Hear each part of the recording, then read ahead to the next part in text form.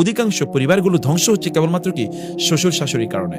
এবং এই শ্বশুর শাশুড়ি উভয় পক্ষের শ্বশুর শাশুড়ি, উভয় পক্ষের শ্বশুর শাশুড়ি, মেয়েদের পক্ষের শ্বশুর শাশুড়ি মানে মেয়েদের অর্থাৎ মেয়ের বাবা এবং মা, আবার ছেলের বাবা এবং মা, কারণ তারা ইন্টারফেয়ার করে।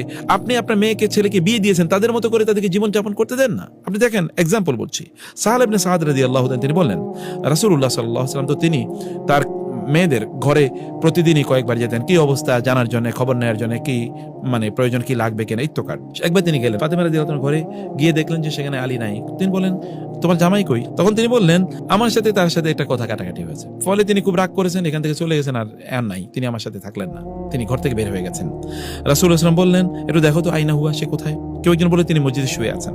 রাসূলুল্লাহ সাল্লাল্লাহু আলাইহি ওয়াসাল্লাম সেখানে গেলেন এবং দেখলেন যে কাত হয়ে তিনি শুয়ে আছেন। তার গায়ে যে কাপড় চাদরটা ছিল, এই চাদরটা পড়ে গেছে, পড়ে যাওয়ার কারণে ওই কাপড়ের মধ্যে ধুলা লেগে গেছে এবং তার ওই যে কাত হয়ে শুয়ে আছে তো তার শরীরেও ধুলা লেগে আছে। তিনি তাকে বলেন, কুম আবা তুরাবিন, কুম আবা তুরাবিন, হে ধুলাবালির বাবা উঠো, ধুলাবালির বাবা উঠো।